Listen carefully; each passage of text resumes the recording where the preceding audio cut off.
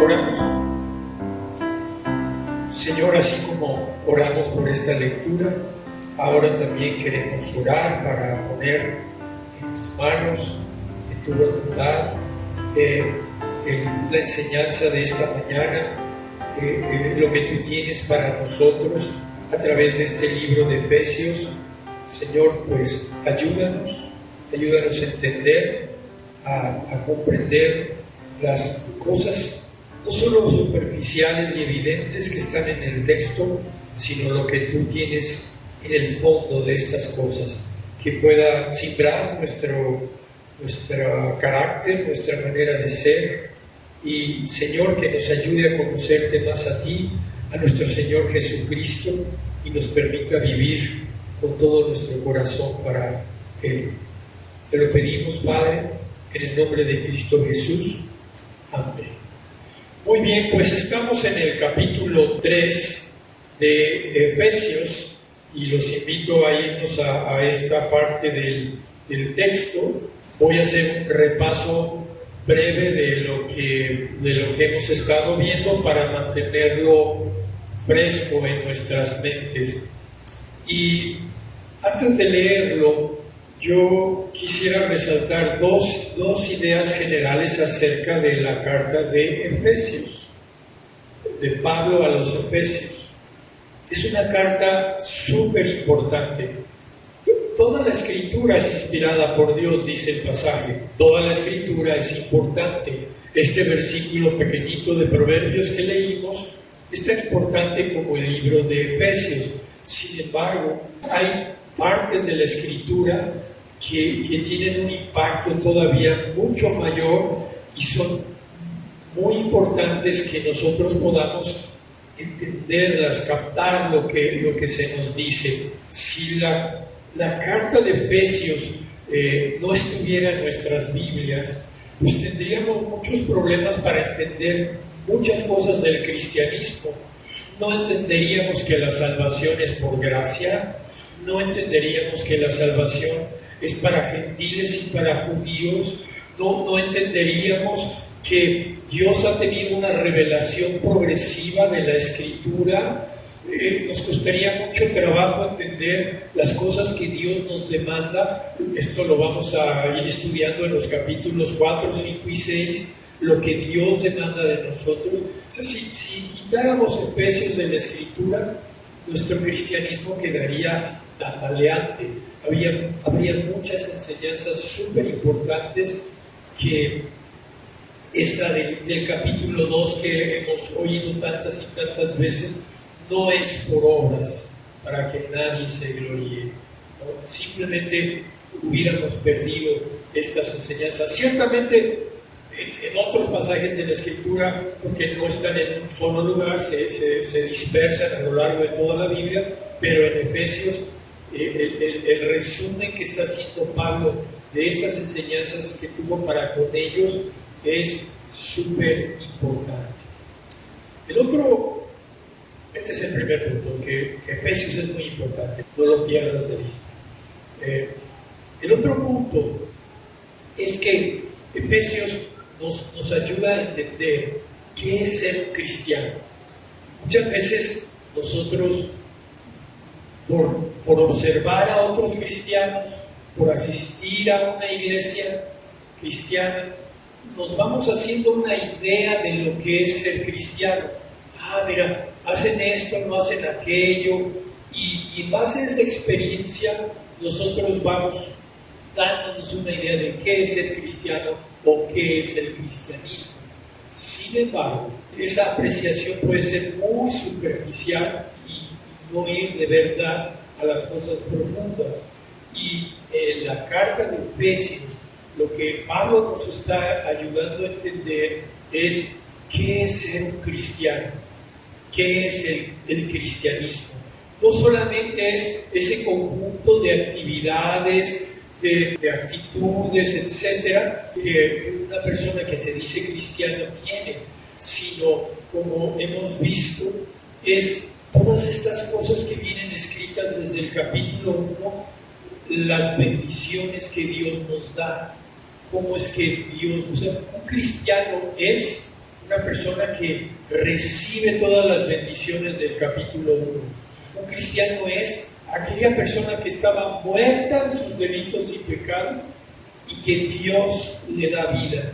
Un cristiano es esa persona que estaba ajeno a los pactos de Israel, que estaba alejado de la ciudadanía de Israel, pero que ahora ha sido hecho un hijo de Dios, un miembro de la familia celestial. Eso es en realidad un cristiano.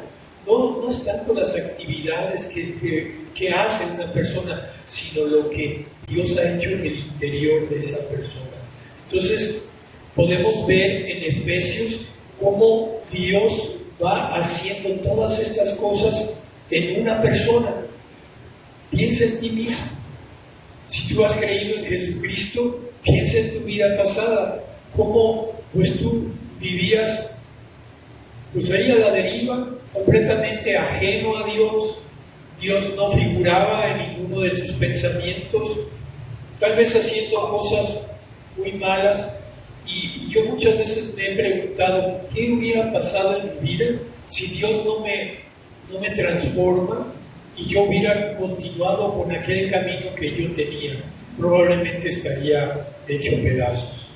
Entonces, algo que el libro de Efesios, aparte de que es muy importante, es que me ayuda a entender qué es ser un cristiano y que yo puedo ver, por un lado, cómo Dios obra, actúa en cada una de las personas que Él llama, pero también podemos ver, y es lo que hoy vamos a estudiar, cómo Dios usa a hombres para llevar su mensaje a cada uno de ellos. O sea, Dios no usó ángeles, ¿no? Imagínate que el Evangelio hubiera sido encargado a ángeles. De repente, pues tú estás en tu vida cotidiana y un ángel se te presenta y te habla de Cristo. Tal vez hubiera sido muy impactante, pero no sé qué efectos hubiera tenido eso.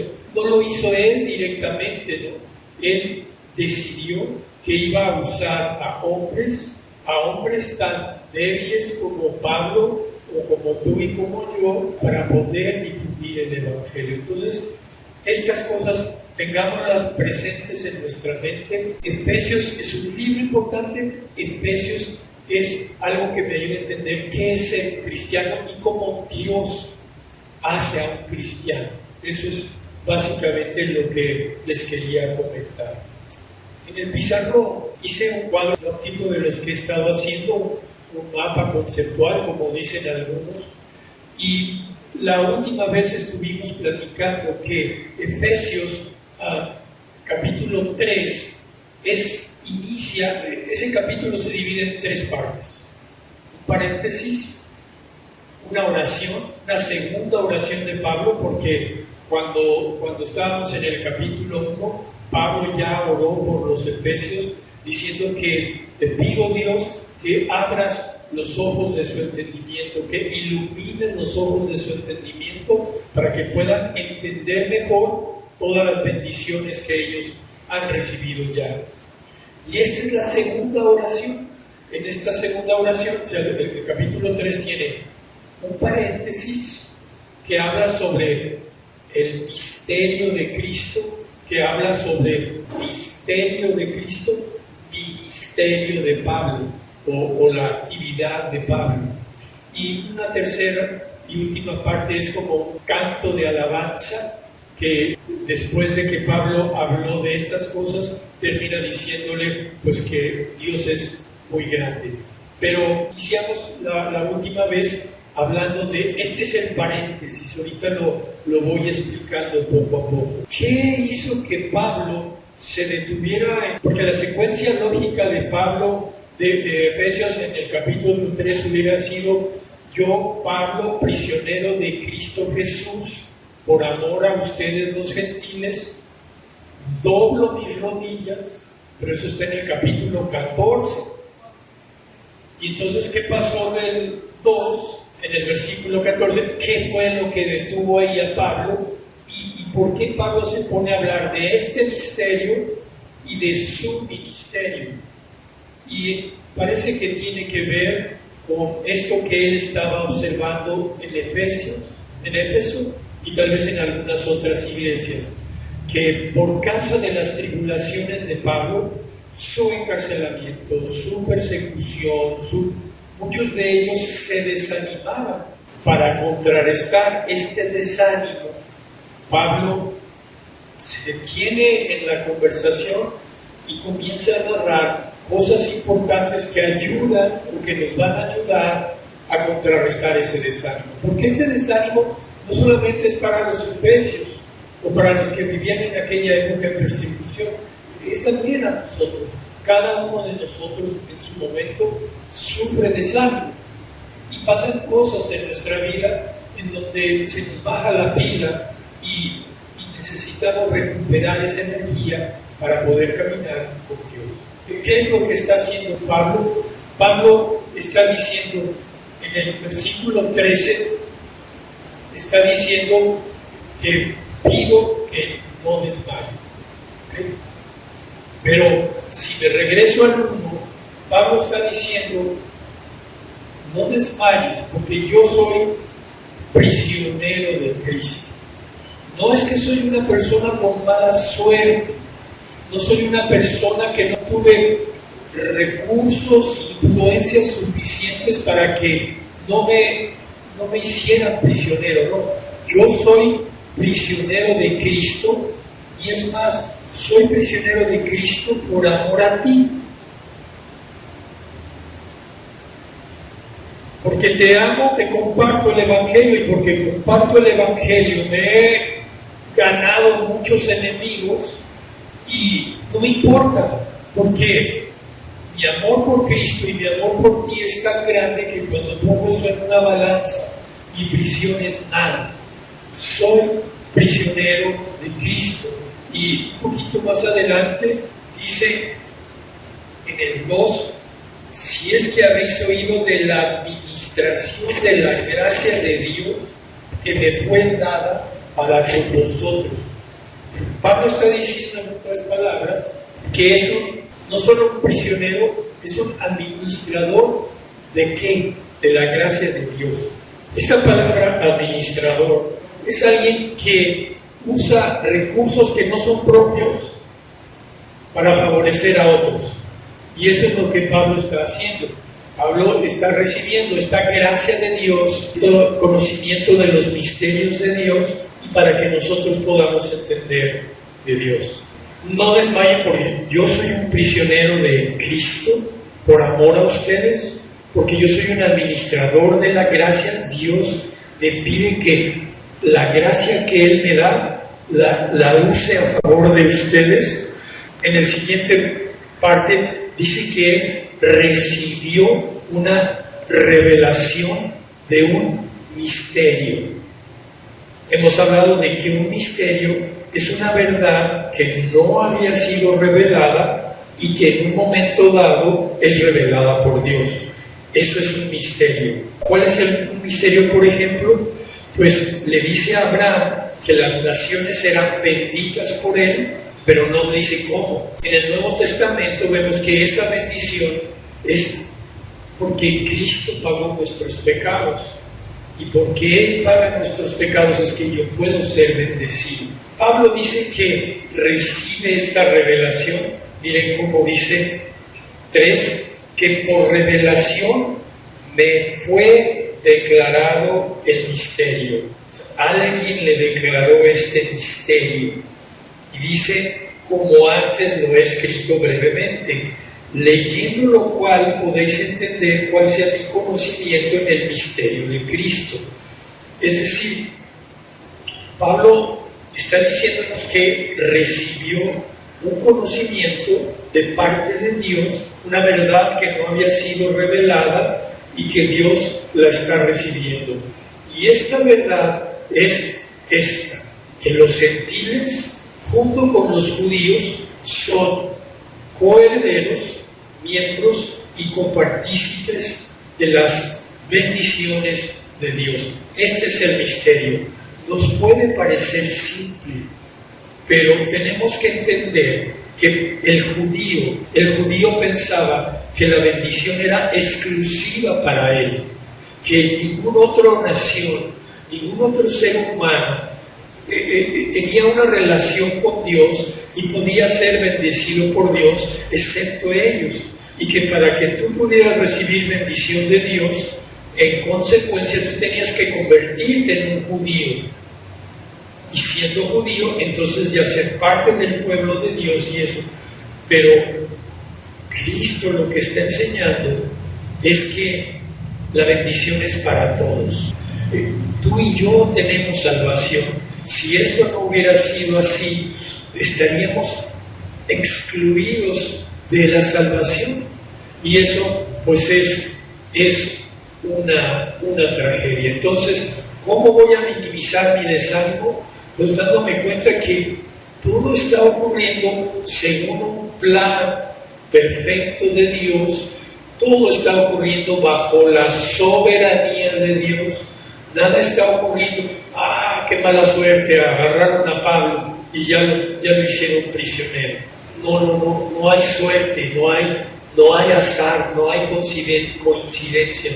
Dios está trazando un plan perfecto, y parte de ese plan perfecto, en el caso de la vida de Pablo, es que él fuera a esta prisión, y Dios está usando a Pablo desde esa prisión para bendecir a todo el mundo. ¿Qué dice acerca del misterio? Bueno, dice que lo conoce. Dice aquí, leyendo el 4, leyendo lo cual podéis entender cuál sea mi conocimiento en el misterio de Cristo. Podríamos preguntarnos, ¿y de dónde Pablo sabe tanto acerca de Cristo? ¿Quién le enseñó a Pablo? ¿Quién fue su maestro? ¿Quién lo discipuló? Pues Cristo directamente. Cristo le enseñó todas estas cosas. Cristo le ha revelado todos estos misterios. Y luego dice, misterio, que aquí está lo que he dicho, que un misterio es una verdad que no se había mencionado y que en un momento dado es dada a conocer a los hombres. Dice, misterio que en otras generaciones no se dio a conocer a los hijos de los hombres, como ahora es revelado a sus santos apóstoles y profetas por el Espíritu. Y menciona cuál es ese misterio: que los gentiles son coherederos, miembros del mismo cuerpo, copartícipes de las promesas en Cristo Jesús, por medio del Evangelio. Entonces, yo lo conozco. El misterio antes era desconocido para otras generaciones, ahora ha sido revelado a los santos apóstoles y profetas, y yo fui hecho ministro. Ministro quiere decir siervo encargado de comunicar este misterio a todos los demás. Miren cómo dice aquí el 7, del cual yo fui hecho ministro. ¿Cómo es que Pablo llegó a ser ministro? Porque Pablo alzó la mano y dijo, yo voy. No, Pablo, Dios le dijo, tú tienes que ir, tú tienes que hacer este trabajo. Dice, de lo cual yo fui hecho ministro por el don de la gracia. ¿Cuántas veces se ha repetido esa palabra? Un montón de veces. Por la gracia, por la gracia, por la gracia. La vida cristiana es una vida de gracia. Es una vida que Dios favorece a cada uno de nosotros. Dice, fui hecho ministro por el don de la gracia de Dios que me ha sido dado según la operación de su poder. Y dice algo muy curioso. A mí, que soy menos que el más pequeño de todos los santos, me fue dada esta, gracia. ¿Gracia para qué? Para anunciar entre los gentiles el evangelio de las inescrutables riquezas de Cristo. Dice que fue hecho ministro por la gracia, por el poder, y fue hecho ministro ¿para qué? Fue hecho ministro para anunciar a los gentiles las inescrutables riquezas de Cristo. Y dice que él está siendo hecho ministro, aunque es el menos que el más pequeño. Bueno, de todos los santos.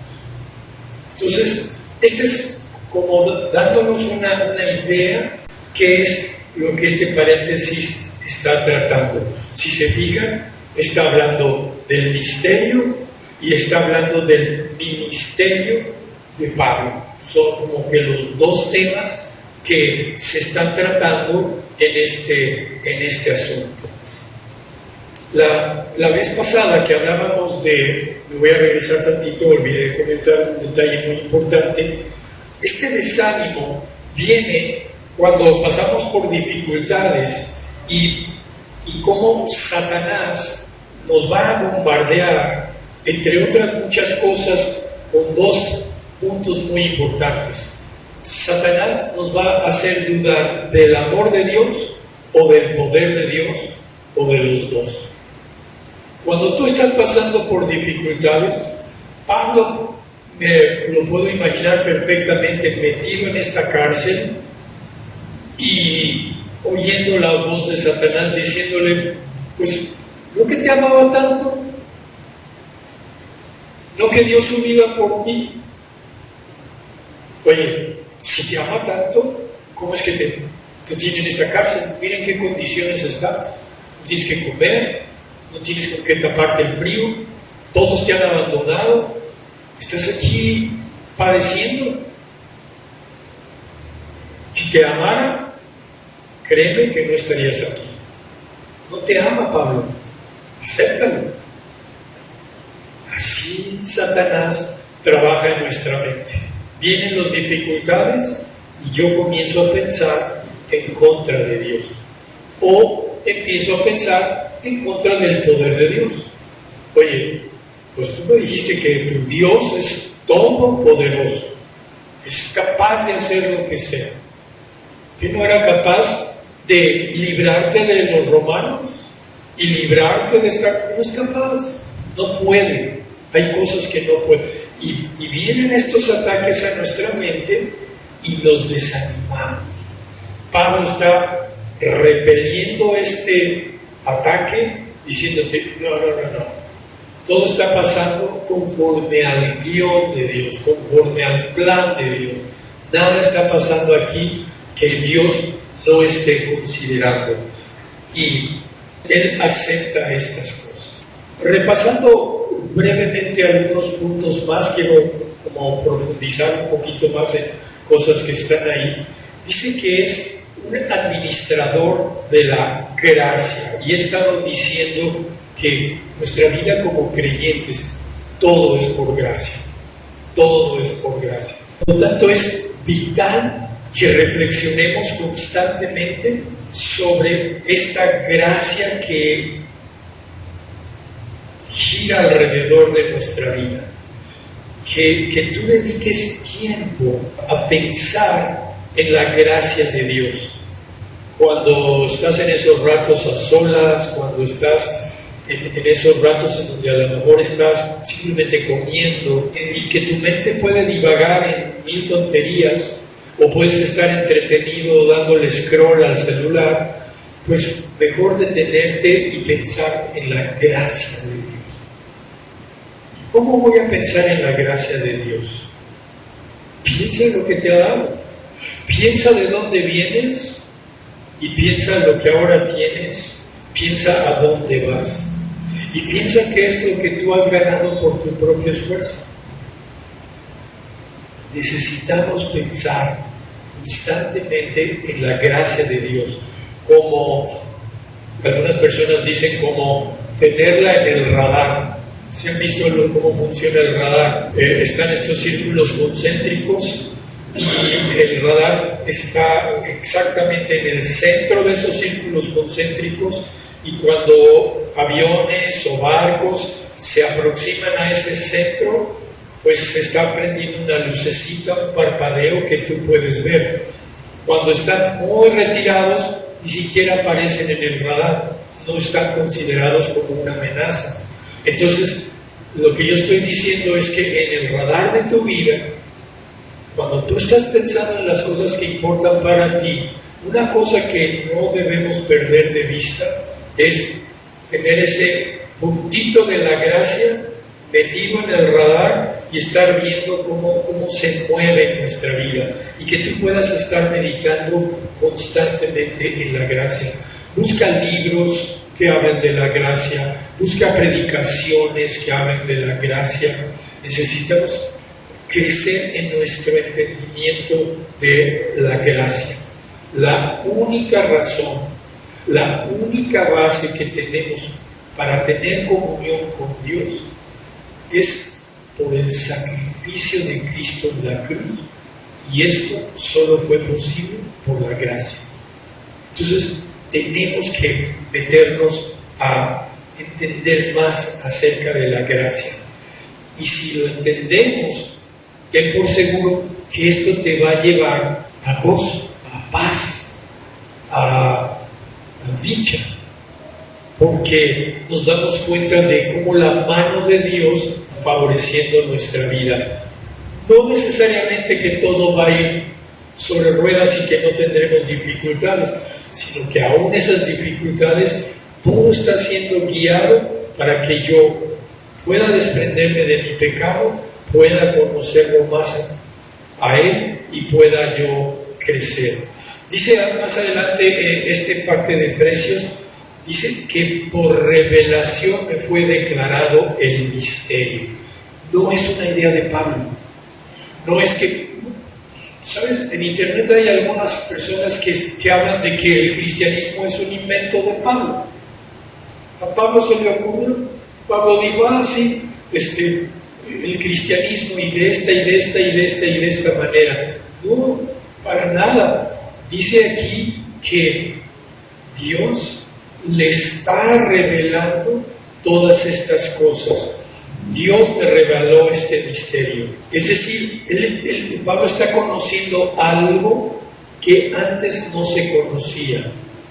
Ninguna persona del Antiguo Testamento conocía esta verdad, que los gentiles iban a ser coherederos, miembros de la iglesia, miembros del cuerpo de Cristo, copartícipes de ningún profeta.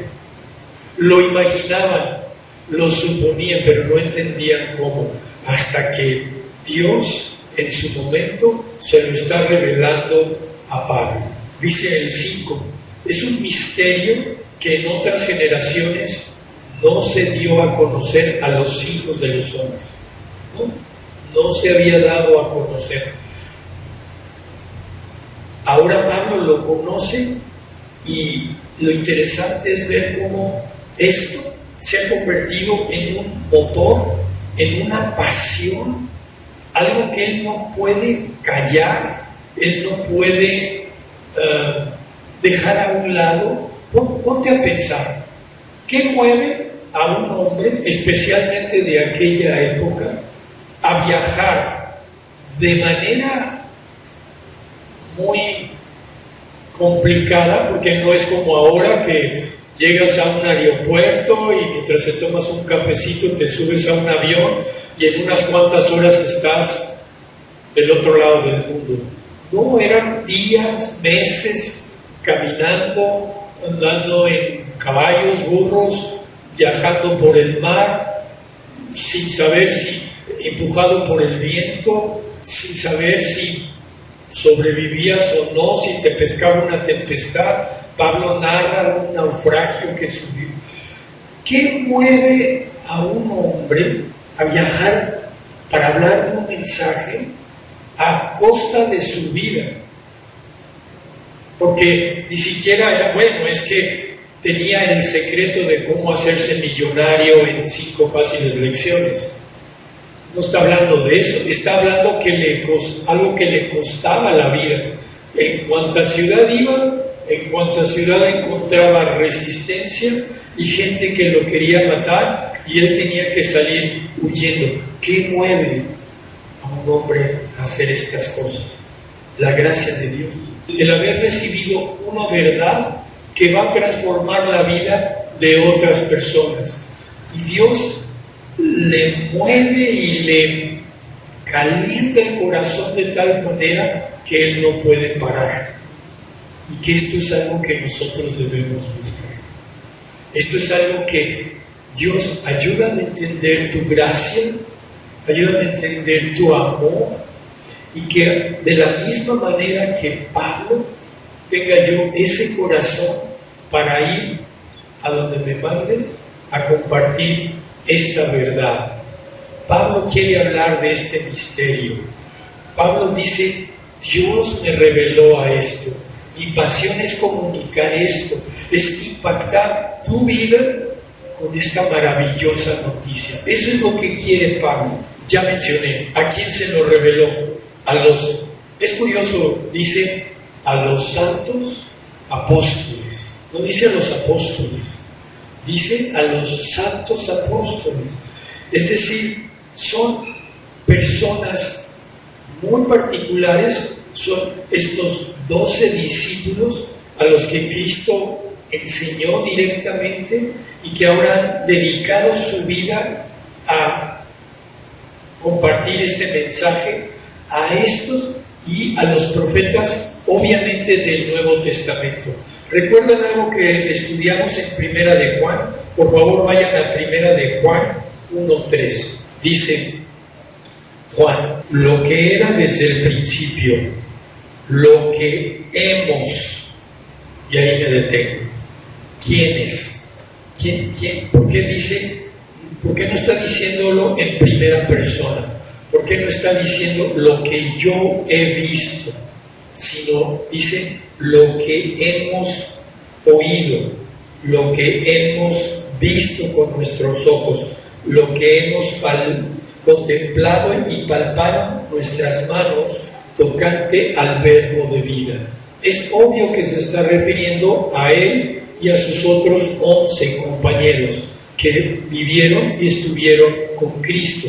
Entonces, Dios reveló esta verdad no a los ángeles, no a los profetas del Antiguo Testamento, se la está revelando a estas personas. Y algo que dice, regresamos a Efesios 3, a sus santos apóstoles y profetas por el Espíritu.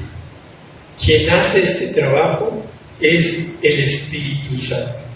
¿Se acuerdan cuando está Jesús en la última cena y que sus discípulos están turbados, dice, tienen miedo? Jesús les está diciendo, voy a morir ya, me voy a ir de ustedes, ya no van a ver más no me van a ver más a mí. Y ellos están sumamente afligidos. Su vida había girado alrededor de él por 3 años. Tenían expectativas de que él iba a ser el rey y que seguramente ellos serían ministros de algún ministerio, y de repente les dice que todo se va a acabar. ¿Qué les promete Jesús? ¿Cómo Jesús les dice que va a mitigar su ausencia? ¿Qué es lo que va a hacer? Vamos a Juan 14. Es esta parte que ellos están. Juan dedica muchísimos capítulos a esta última semana de Cristo, a la cena en especial, y detalla lo que se dice, lo que se dijo y lo que pasó. Entonces, pues, él ya les dijo que alguien lo va a traicionar, que los va a dejar, y dice en el 14:25, os he dicho estas cosas estando con vosotros, mas el Consolador, el Espíritu Santo, a quien el Padre enviará en mi nombre. ¿Qué va a hacer el Espíritu Santo? Él os enseñará todas las cosas y os recordará todo lo que yo he dicho. En el 15:26 dice, pero cuando venga el Consolador, a quien yo os enviaré del Padre, el Espíritu de verdad, el cual procede del Padre, Él dará testimonio acerca de mí. Entonces, sí, Pablo está recibiendo este misterio. Él es parte de estos santos apóstoles y profetas. Este misterio lo recibe por gracia, pero el trabajo es que el Espíritu Santo está infundiendo estas ideas en el corazón de Pablo. ¿Y qué más dice? Regresamos a Efesios. ¿Qué más dice? Bueno, habla de sí el misterio, el versículo 6. Los gentiles, tú y yo, son coherederos, miembros del mismo cuerpo, copartícipes de las promesas de Cristo Jesús, otra vez, por medio del Evangelio. ¿Qué es esto que somos coherederos? Bueno, ¿se acuerdan? En el capítulo 2, Pablo estuvo diciendo que estábamos alejados de Israel, ajenos a las promesas. Ahora, nuestro estatus legal, escucha bien, nuestro estatus legal frente a Dios cambió. Ya no soy un indigente. Los americanos tienen una palabrita muy curiosa, homeless, sin hogar. Ya no soy un sin hogar, un indigente. Ahora mi estatus legal es que ahora soy un hijo de Dios. Cambió mi estatus legal. Segundo, es que por ser hijo también soy heredero. Por eso está diciendo aquí que los gentiles son junto con herederos de Cristo. En Gálatas dice, y si vosotros sois de Cristo, ciertamente linaje de Abraham sois y herederos según la promesa. O sea, yo soy un heredero. A veces puedes pensar, pues que no tienes nada. Bueno, no dejes que Satanás llene tu cabeza de esas ideas, porque eres heredero de Cristo. Eres miembro del cuerpo de Cristo. Ya no eres un indigente espiritual, eres parte del cuerpo de Cristo, y por lo tanto, por ser parte del cuerpo de Cristo, lo estuvimos hablando el otro día en términos de un injerto.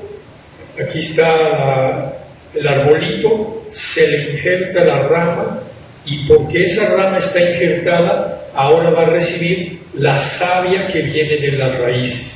Entonces ahora soy un miembro de Cristo, y la vida de Cristo fluye a través de mí, corre como savia en un árbol en las ramas.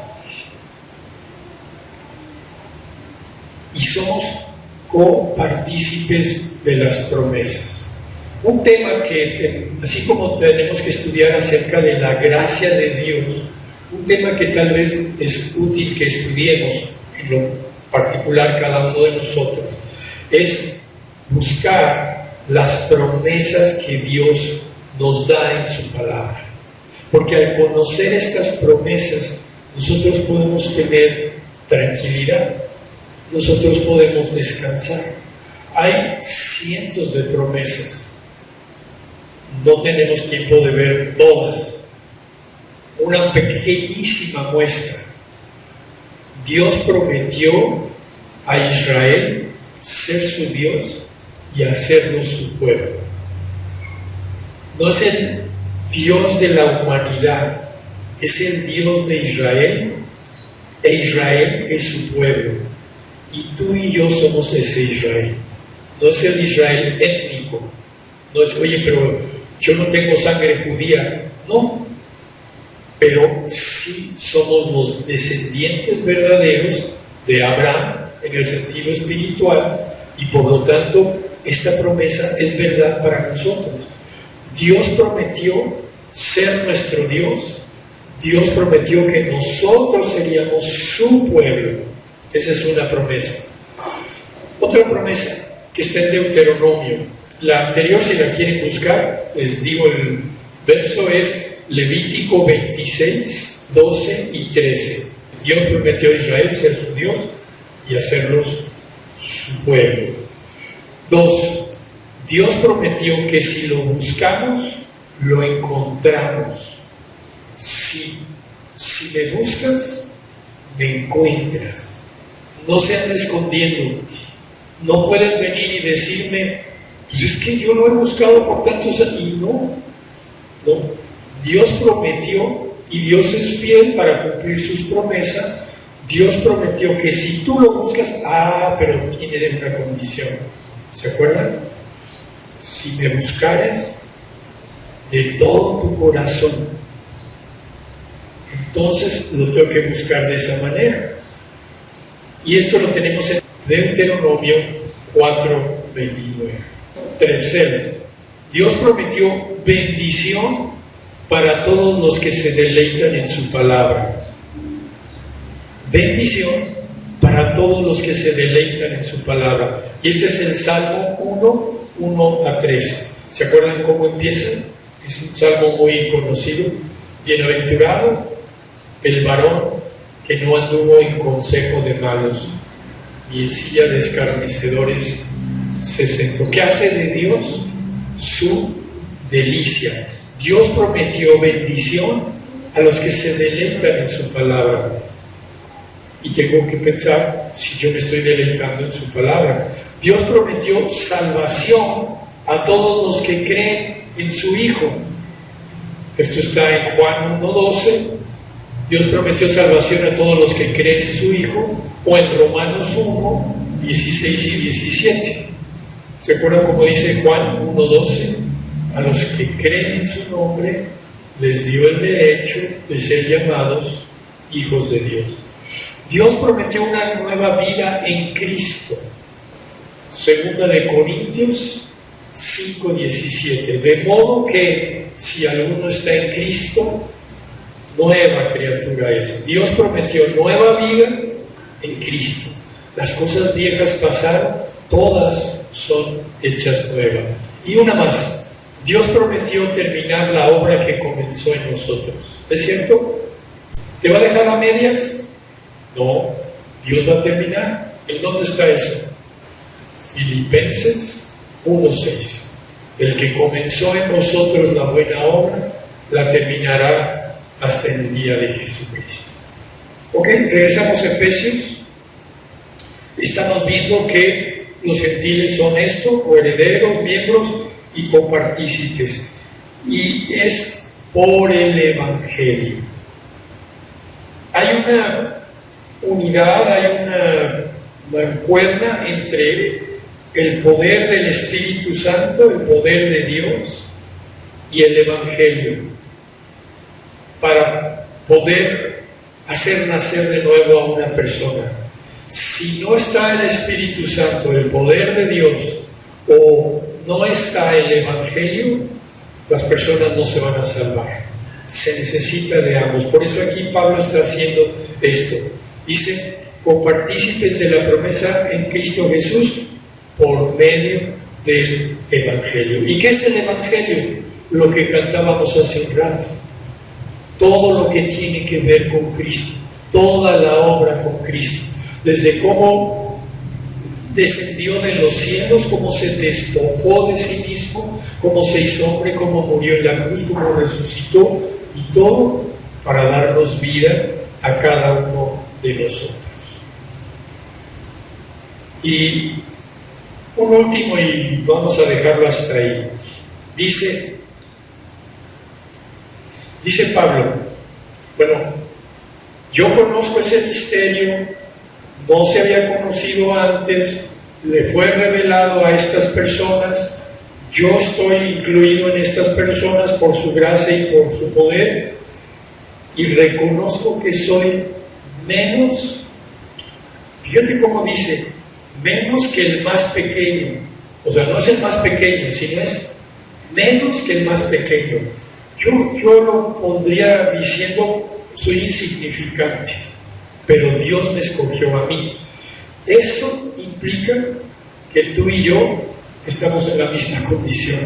Tú dices, bueno, es que con compartir el Evangelio, compartir este misterio a los gentiles, pues es cosa de Pablo, es cosa de grandes hombres como este señor. Bueno, Pablo sabía eso. Pero ponte a pensar, ¿quién era Pablo? Pensemos en Pablo. Dice que es un ministro. ¿Sabes qué esa palabra quiere decir? Siervo, esclavo. Yo soy un esclavo. ¿Qué es un esclavo? Pues alguien que hace lo que se le dice que haga. Eso era Pablo. Pablo así se veía a sí mismo. Yo soy alguien que hace lo que Dios me dice que yo haga. No hago nada por mí mismo. Cuando empieza a hablarle a los corintios que están peleados, yo soy de Apolos, yo soy de Cefas, yo soy de Juan, Pablo dice, ¿qué pues es Pablo? ¿Qué es Apolos? Servidores, por medio de los cuales habéis creído, y esto según lo que cada uno le concedió el Señor. Soy un siervo. Pablo sabe que no es por méritos propios, aunque los tenía. Es un hombre muy especial. Aparte de ser alguien con muchos estudios, era fariseo de fariseos, es alguien que oyó directamente la voz de Dios. No cualquiera, oyó directamente la voz de Dios.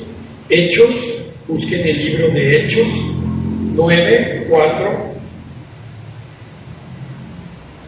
Aquí está Pablo camino a Damasco. Y recuerda, dice la historia, y cayendo Pablo en tierra, oyó una voz que le decía, Saulo, Saulo, ¿por qué me persigues? Él dijo, ¿quién eres, Señor? Y él le dijo, yo soy Jesús. Pablo dice que es menos que el más pequeño, pero pues tiene esta gran característica, alguien que oyó directamente la voz de Dios. No solamente ahí, él está predicando en Corintio, hay mucha persecución, él tiene miedo de continuar y busca Hechos 18, versículo 9. 18:9. En el 6, en el 18:6 dice, pero oponiéndose y blasfemando esto les dijo, sacudíndose los vestidos, vuestra sangre sea sobre vuestra propia cabeza, yo limpio, desde ahora me iré a los gentiles. O sea, había tal oposición de los judíos que Pablo dice, ya, voy a los gentiles. Y mira lo que le dice Dios. ¿Te acuerdas del ataque de Satanás? Satanás seguramente diciéndole a Pablo, Dios no está contigo, estás haciéndolo en tus fuerzas. Ven cuánta resistencia hay. Deberían de caer todos así rápido a lo que tú les comentas. Y 9. Entonces el Señor dijo a Pablo en visión de noche. O sea, Pablo tuvo esta visión de noche. No temas, sino habla y no calles, porque yo estoy contigo y ninguno pondrá sobre ti la mano para hacerte mal, porque yo tengo mucho pueblo en esta ciudad. O sea, ¿quién es Pablo? Pues él dice que es menos que el más pequeño, pero pues estamos viendo que es alguien muy particular. Es alguien que subió al tercer cielo. Vayan a 2 de Corintios. Con esto vamos a ir terminando. 2 de Corintios 12:2. Está hablando de sí mismo.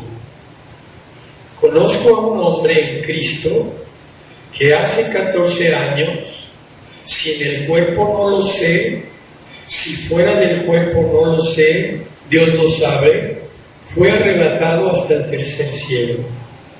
Y conozco a tal hombre, si en el cuerpo o fuera del cuerpo no lo sé, Dios lo sabe, que fue arrebatado al paraíso, donde oyó palabras inefables que no se pueden pronunciar. que no le es dado al hombre expresar, de tal hombre me gloriaré, pero de mí mismo en nada me gloriaré, sino en mis debilidades. O sea, Pablo está muy consciente de quién es él. Él sabe que es un hombre humanamente hablando muy preparado, que Dios habla con él y que Dios lo llevó en una visión al tercer cielo, al paraíso, dice, y que vio cosas que no tengo palabras para describir. Quiero pensar en una imagen como la que tuvo el profeta Isaías cuando estaba en el trono y vio a los ángeles alabando a Dios. Cosas que no hay palabras para decir lo que está haciendo. Bueno, tú podrías decir, entonces ¿por qué dice que es menos que el más pequeño? Eso es falsa humildad, es un orgulloso. No, porque todo lo está viendo Pablo con el espejo, con la ventana de la gracia de Dios. Todo lo que yo estoy recibiendo y haciendo es por la gracia de Dios, no es por ninguna de estas cosas.